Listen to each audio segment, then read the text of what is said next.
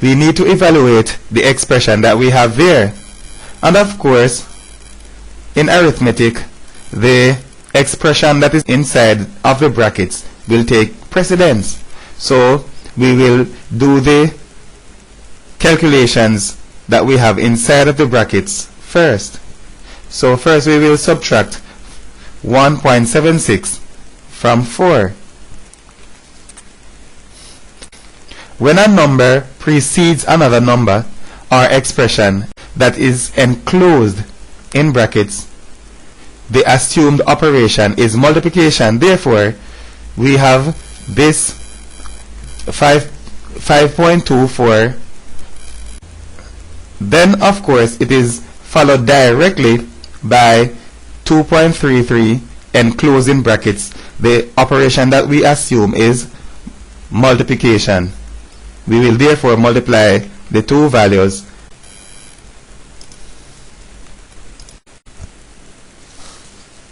We need also to evaluate the expression that we have right there.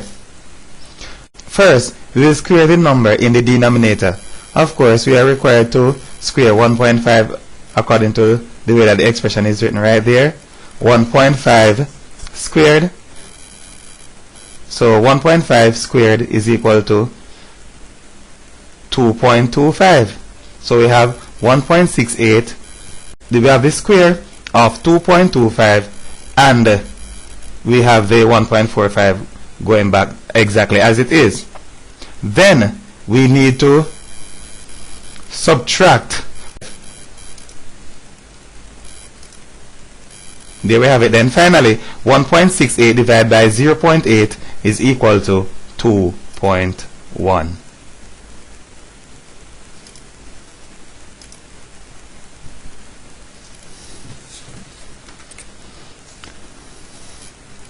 A sum of money is shared between Aaron and Betty in the ratio 2:5. Aaron received $60. How much money was shared all together? And according to Richard James Mathematics Resources, and of course it is something that I recommend, not only because in my opinion it simplifies the work with ratios, I recommend it because other students and the feedback that I have received have given credit to the way that the topic on ratios was presented. Let us write the ratio and the name of the persons in the order that is assumed by the ratio. It is said that a sum of money is shared between Aaron and Betty, so we'll expect that Aaron will go first and Betty second, but the ratio goes first, 2:5, so the ratio is 2:5. And of course Aaron and Betty, so Aaron goes first and Betty goes second. We are told that Aaron received $60. And of course, what do we know? Let us say that Aaron's share, which is of course $60, is 2 units and Betty's share is 5 units. So Aaron's share, we have 2 units and the share that belongs to Betty, 5 units. So 2 units is equivalent to $60. Aaron's share, of course, is $60 according to the statement of the problem. So we need to find what the size of 1 unit is. So to find 1 unit, we divide by 2. So we have 2 units, $60. So we divide here by 2 and we divide here by 2. So we get 1 unit is equivalent to $60 divided by 2, which is $30. And of course, $30 will be the size of 1 unit. The total amount of money is equivalent to what we have there, 2 plus 5, which is equal to 7 units. We will therefore take the size of 1 unit, which is of course $30, and we will multiply the result by 7. So the total number of units that we have will be 7. So to determine the amount of money that was shared altogether, which is the total amount of money, it will be equivalent to the total number of units. So we have 1 unit multiplied by 7, we have $210.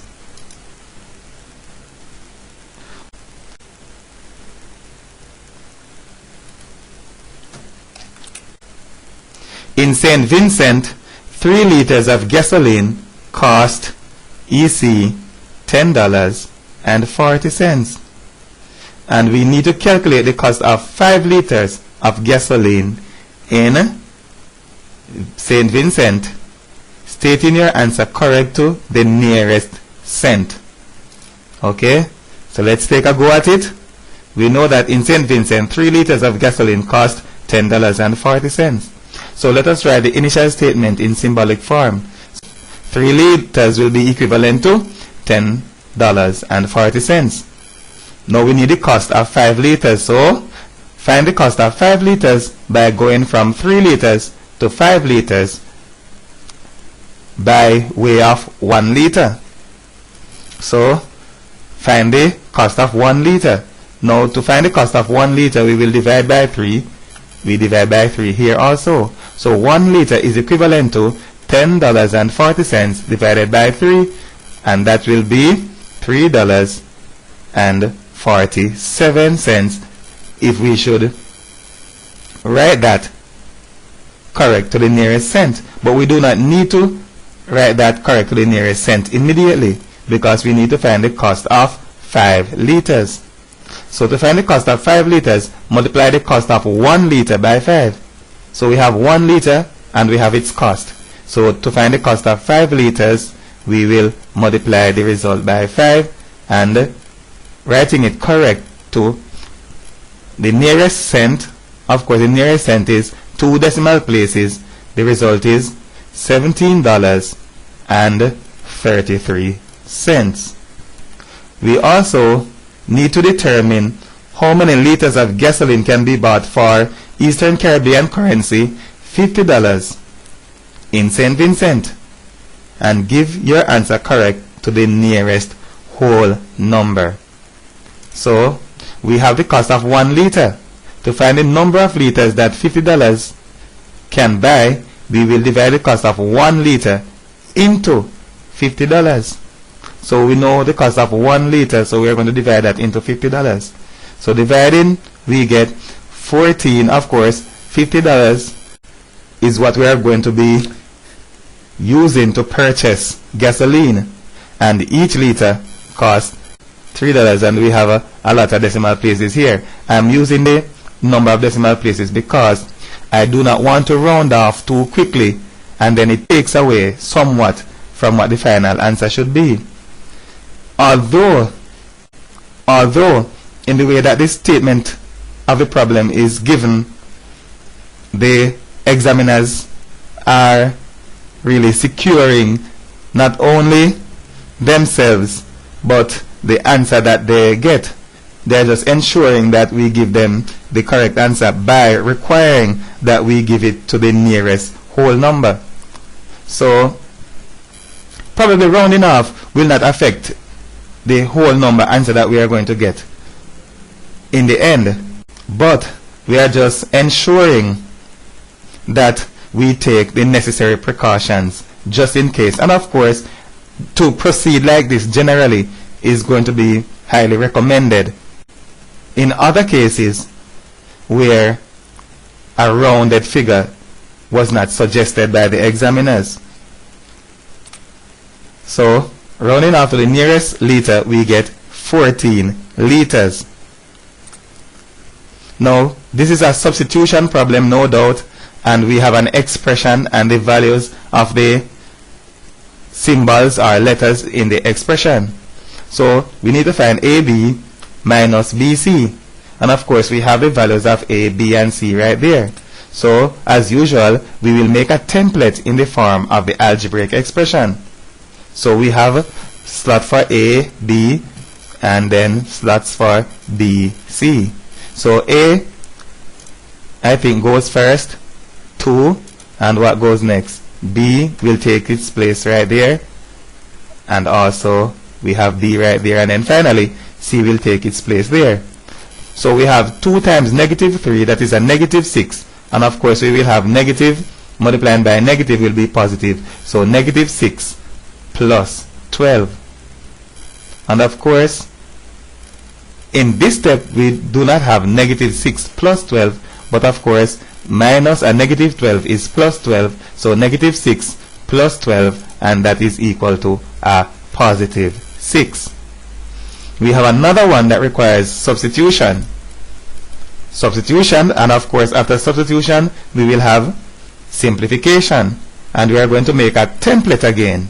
So make that template, making a slot for B, making a slot for A minus C, and of course we have the square right there to the power of 2 indicated. Insert the values in their respective places and simplify the result. So we have B goes first, a negative 3, and A goes next, 2, and then C is 4. Making a template can really simplify things a lot. So we are going to do what first? 2 minus 4. That's what we are going to do first. So 2 minus 4 is negative 2. Then we are going to square this negative 2. So that is what we will do. So first find the square of negative 2, which is a positive 4. So negative 3 multiplied by a positive 4 is equal to a negative 12.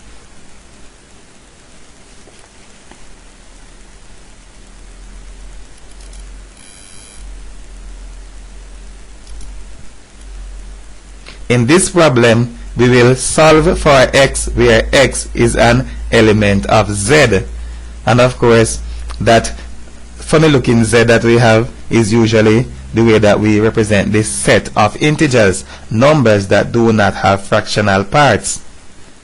So we do not expect any fractional part, no decimal fraction, no vulgar fraction, and no mixed number. So let's go. We will solve that. How do we solve an equation like that? First, we multiply the entire equation by the lowest common multiple of the denominators, or what we call the common denominator. So let's do that. So 2 into 6 is 3. Then we say 3 multiplied by x. So 2 into 6 is 3. Then 3 multiplied by x is 3x. Then we say 3 into 6 is 2. And 2 times x, that's 2x. Then of course we cannot forget this 5 also needs to be multiplied by the 6. So 5 6s, and we have 30. So there we have 3x plus 2x, which is 5x, is equal to 30. Dividing both sides by 5, 5 will be eliminated from the left hand side, and we have 30 divided by 5 is 6. There we have an inequality. So, of course, first thing we do is eliminate the 4 from this side by subtracting 4 from both sides. So, subtracting 4 from both sides, the 4 is going to be eliminated from this side, and we will have 13 minus 4 there. So, we have negative x is less than or equal to 13 minus 4. So, we have negative x is less than 9. So, of course, when multiplying or dividing through an inequality by a negative number, the inequality sign will be changed. So we have x is greater than or equal to negative 9.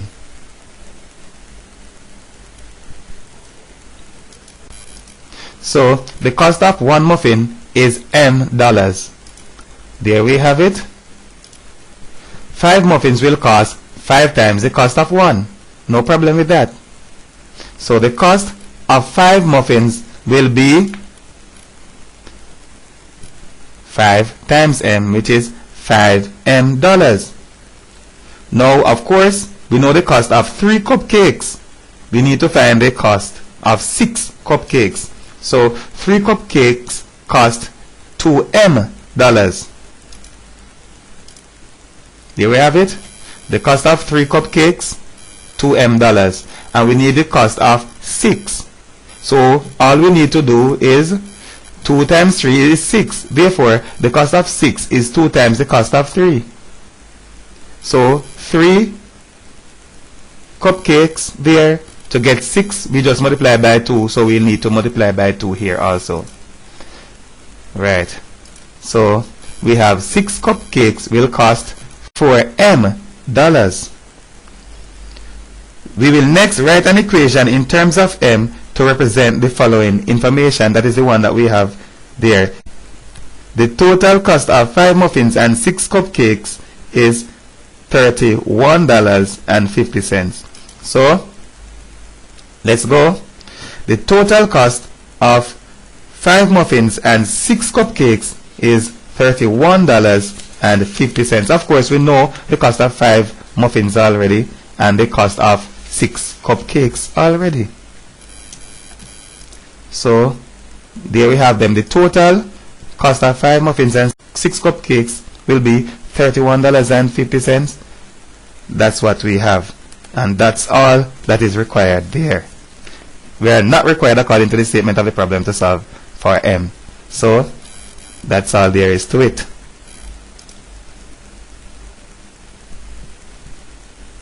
There we have 2 sets, A and B, and in the next 2 subsections or so, we are required to determine or to describe using set notation the shaded regions in each Venn diagram. So let's go. The shaded region occupies sets A and B together. It represents the union of A and B. So that's it, A union B. The entire region outside of A and B is shaded. We may also say that the shaded region represents the entire region with the exception of the union of A and B. It is the complement of the union of A and B. So A union B, all complement.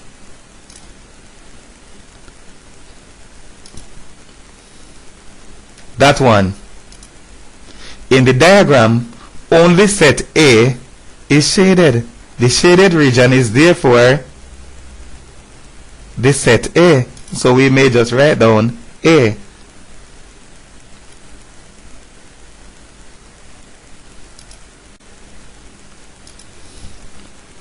We have a Venn diagram and we intend to complete that Venn diagram with the sets that are contained in the universal set. Of course, we have the numbers here that are in the universal set. So the first set P is the set of prime numbers, and another set Q, which is a set of odd numbers.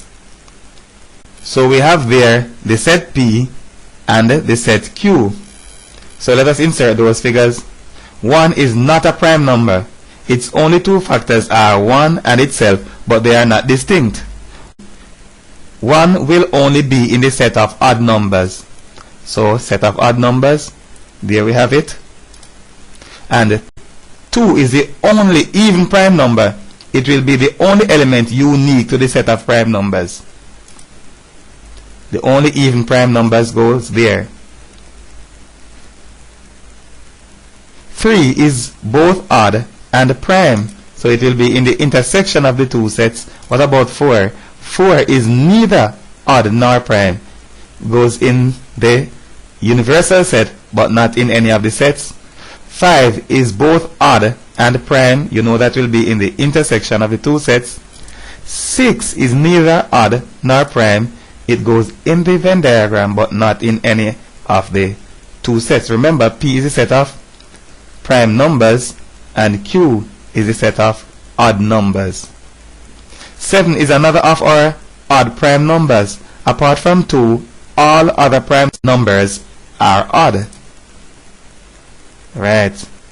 Odd prime number in the intersection of the 2 sets. 8 is neither odd nor prime. Universal set, but not in any of the 2 sets.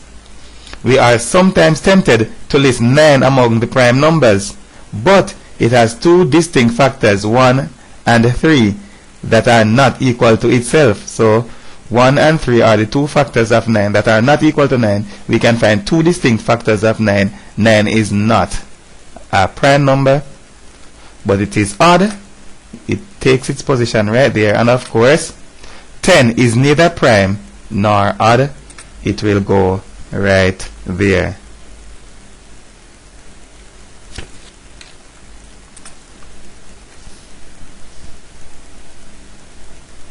Now we have a Venn diagram showing the number of elements in each region.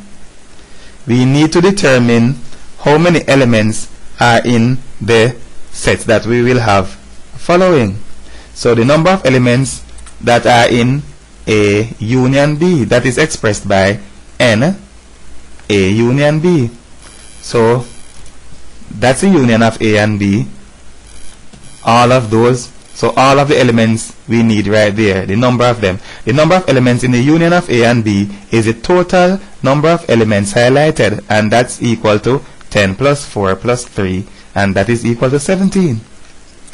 What is the other one? NA intersection B. The intersection of the sets is represented by the region where the two sets overlap. It is the region of darkest green, which is right here. The intersection of two sets, and the number of elements there is equal to 4. Then NU, so that is what? The number of elements in the universal set. So the number of elements in the universal set is the total number of elements in the rectangle, and that's it. Next we need to find the number of elements that are in the complement of the intersection of A and B. The number of elements in the complement of the intersection of A and B is the total of those outside of the region of the darkest green. So here we have the intersection of A and B represented by the region of darkest green. Outside of that we have the complement of the set represented by this region. So all of those will be 10 plus 3 plus 8, and that is equal to 21. Using pencil, ruler and a pair of compasses only, construct triangle ABC with BC is equal to 6 centimeters and AB is equal to AC, which is equal to 8 centimeters. So that is what we are going to do first. So draw the line BC is equal to 6 centimeters. Up to 6 centimeters. And that's BC. Place the point of the compass at the 0 centimeter mark and open the pair of compasses in such a way that the point of the pencil is at the 8 centimeters mark. So open the compass. Here we have the point of the compass and here we have the pencil. 8 centimeters mark. Then what do we do? Without adjusting the pair of compasses, place the point of the compass at B and make an arc. So put the point of the compass there. Don't change the compass in any way. Make an arc. Next,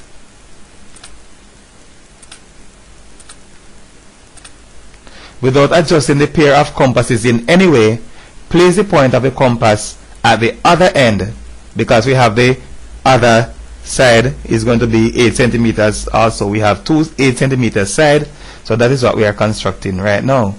So without adjusting the pair of compasses, place the point of the compass at the other end of the line and make another arc.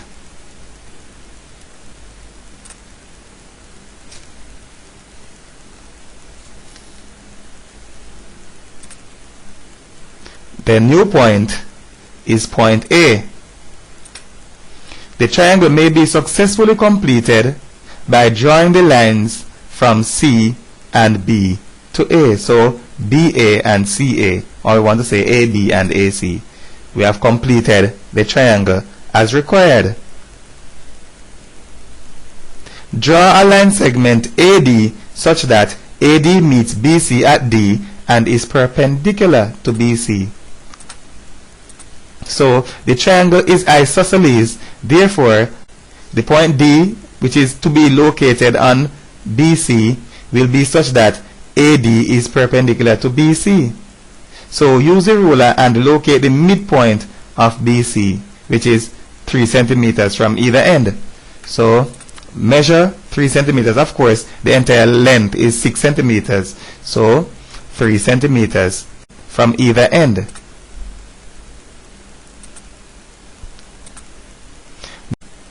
Draw the line from the vertex at A to meet the point D.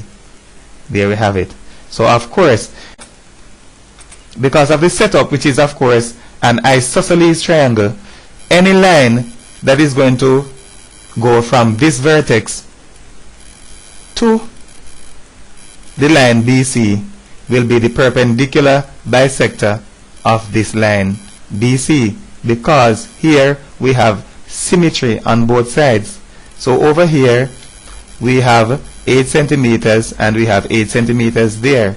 So if we can find another point that is equal distance from B and C, then the line joining those 2 points will be the perpendicular bisector of BC. So it is not difficult, if the triangle is isosceles, to draw the line from A to BC that is perpendicular to BC.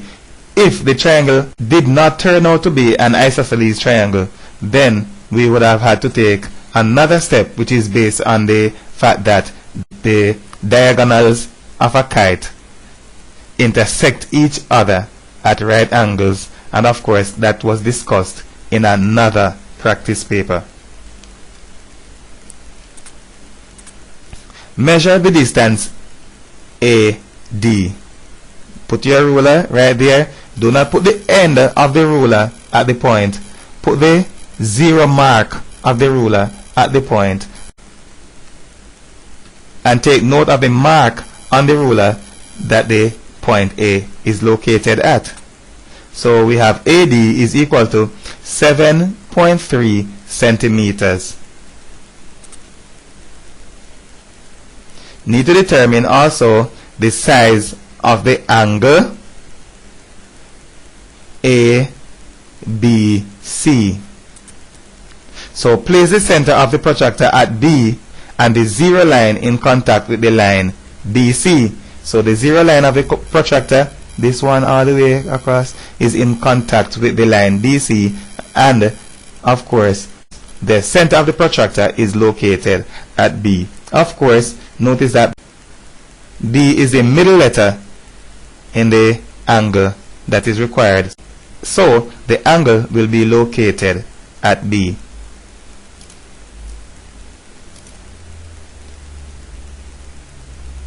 So now we will take note of the position of the line AB on the scale. So we have this line AB right here.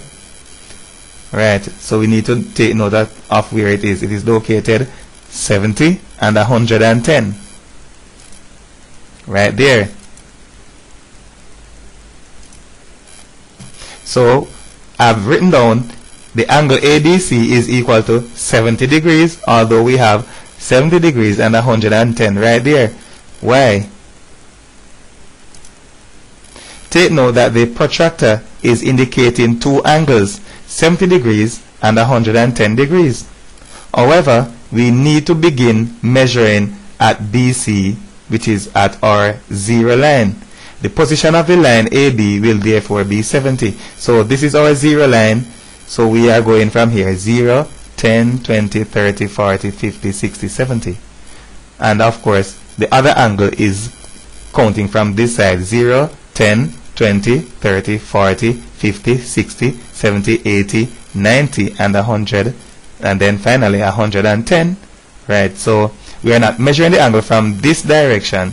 We are measuring from this direction. That is why your protractor has 2 set of numbers going in opposite direction, because it facilitates the measuring of an angle irrespective of the direction in which the angle is being measured.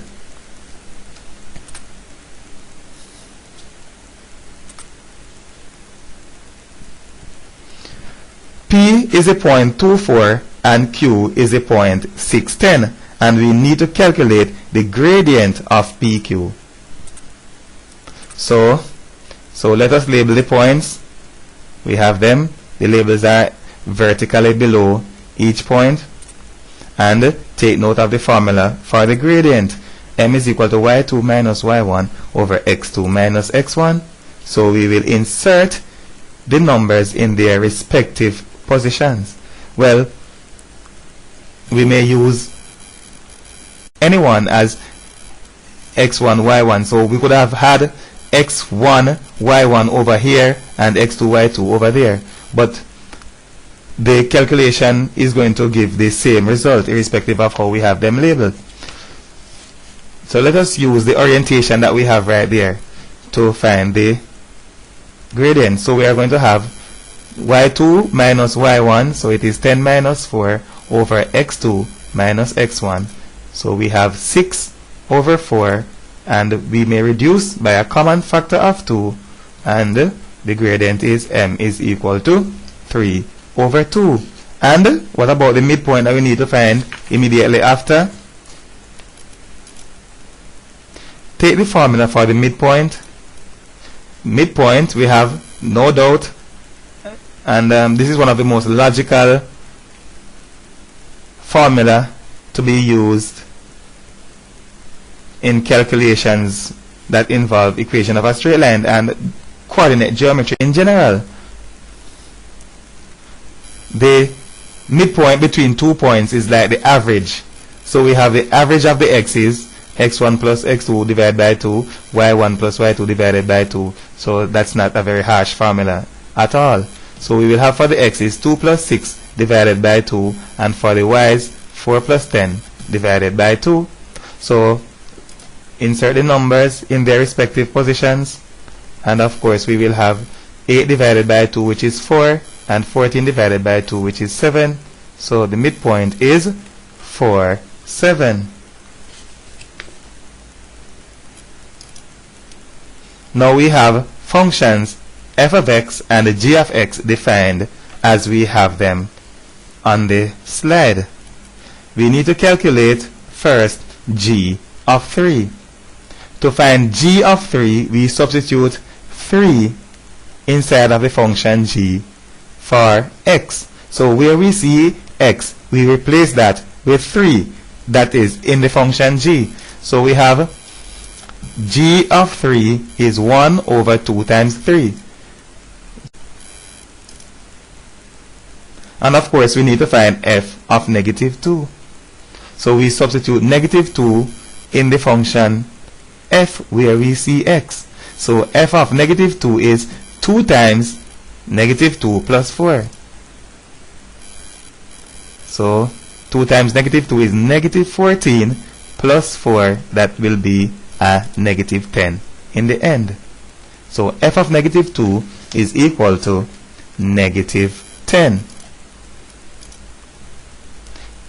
In this particular section, we need to determine f inverse of 11. So write down the inverse of f. We know that to find the inverse of a function, especially one that we have like this, very simple, we may write the inverse down without going through a long process. Now, we say this function may be defined in arithmetic terms by saying 7 multiplied by x, or this x is multiplied by 7 and then we add 4. So if we multiply by 7 and then we add 4, to find the inverse, we need to inverse the operations and we need to perform them in the reverse order. So we need to say opposite of plus 4 is minus 4. So we will have x minus 4 and then we divide by 7. And that is what f inverse of x will be. So we perform the opposite of the arithmetic operations and we perform them in the reverse order. So substitute 11 in the place of x because we are now finding x inverse of 11. So we have f inverse of 11 is equal to 11 minus 4 divided by 7, and we have 11 minus 4 is 7 divided by 7, that is equal to 1.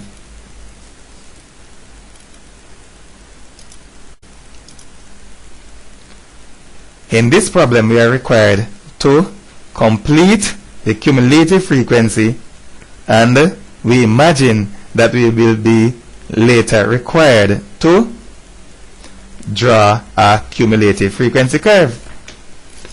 In order to complete the cumulative frequency column, we will add the present value to the one that we have next. We'll add the present cumulative frequency value to the next value of frequency, like this. So 5 plus 18 is equal to 23. It goes there. Then of course the present one will be added to the next frequency. We have 46 right there. 46 will be added to 22, so that will be 68. It goes there. And the present one, which is 68, will be added to the next, which is 21, and that will give a total of 89.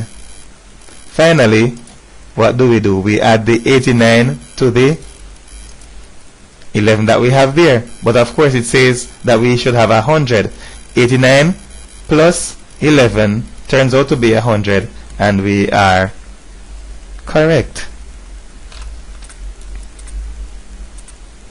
The cumulative frequency curve is drawn by plotting the cumulative frequency against the upper class boundary.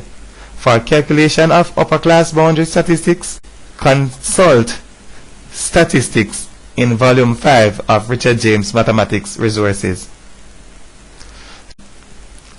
Sometimes, because of the scale, the grid on the paper cannot accommodate the maximum value of one of the variables if the axis is required to begin at 0.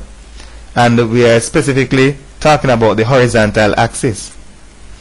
Also, under these circumstances, the values of the variable in question may start at a value much greater than 0. If we begin the axis at 0, a big empty and unnecessary space will be on our graph.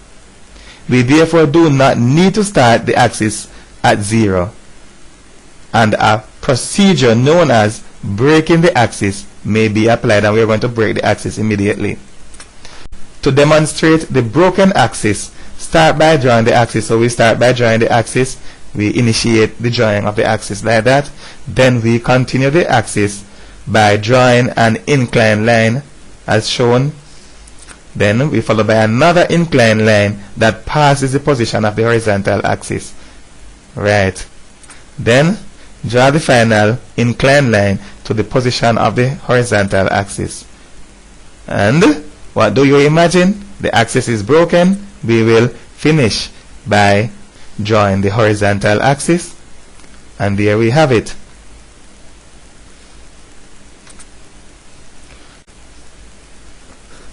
We will plot the points and complete the cumulative frequency curve.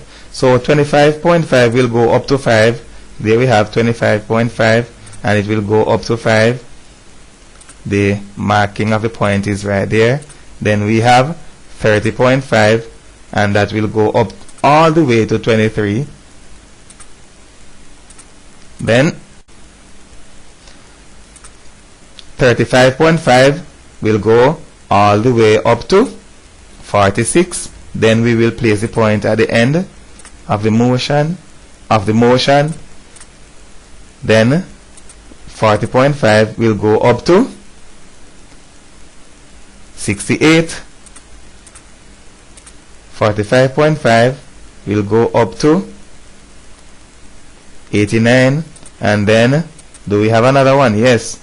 50.5 will go all the way up to 100, and that is how we will complete the plotting of the points. However, the curve cannot be left hanging. It has to touch the axis where the upper class of the previous class would have been. So if we look at this 50, 45, 40, 35, 30, 25, going all the way down, we realize that we are going down by 5 each time. So the one previous to this one would have been at 20.5. So the curve will go down and touch the axis at 20.5.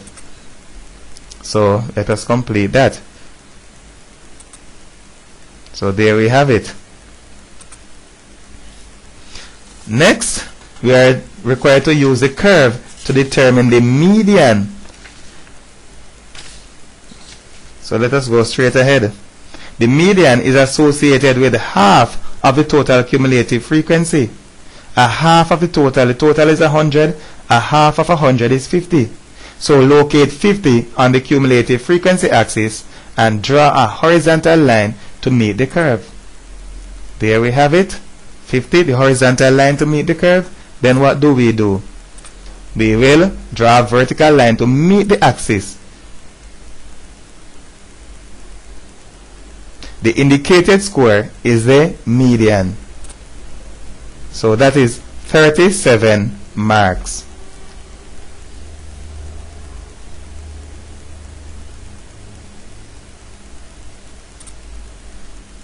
Question: what is the probability that a student chosen at random has a score greater than 40? So locate 40 on the score axis and draw a vertical line to meet the curve. Right? Then draw a horizontal line to meet the cumulative frequency axis.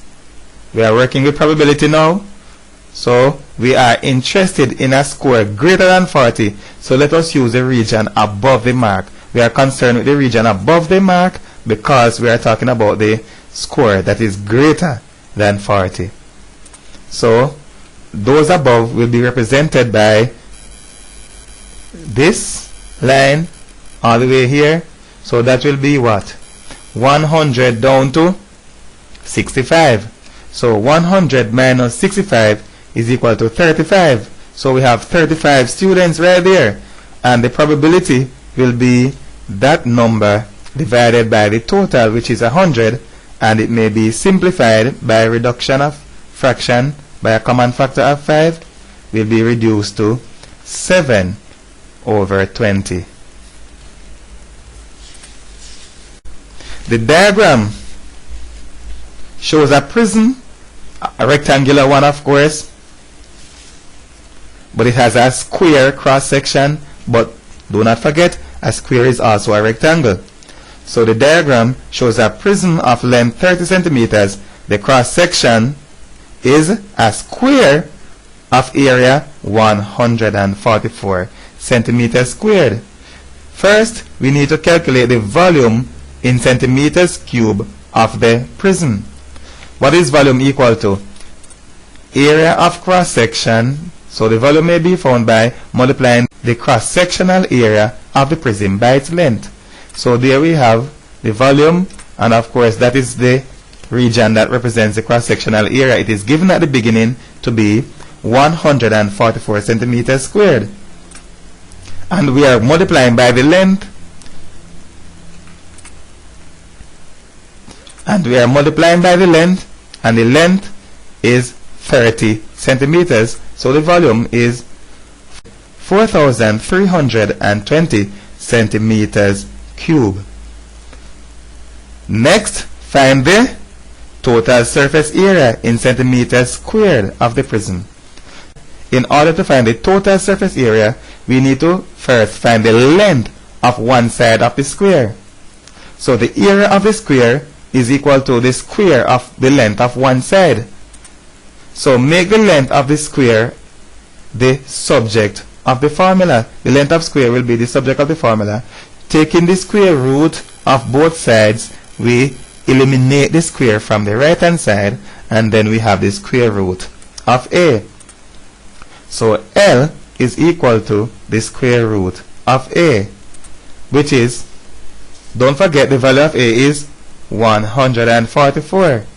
So L is equal to the square root of 144, and that is 12 centimeters. We are going to put them right there. Good, 12 centimeters for each side of the square.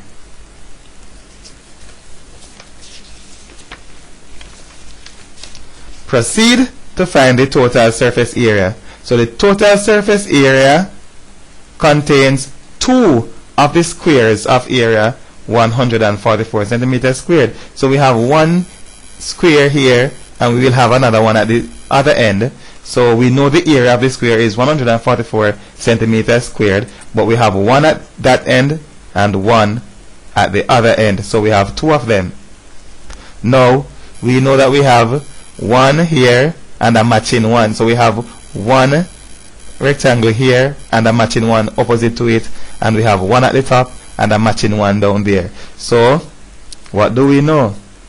Each of the other four rectangles, because we have four of them left, is 30 by 12. So we are going to add what? 4 30 by 12. And that turns out to be 1,728 centimeters squared. Part B of that same problem, we have the sector of a circle.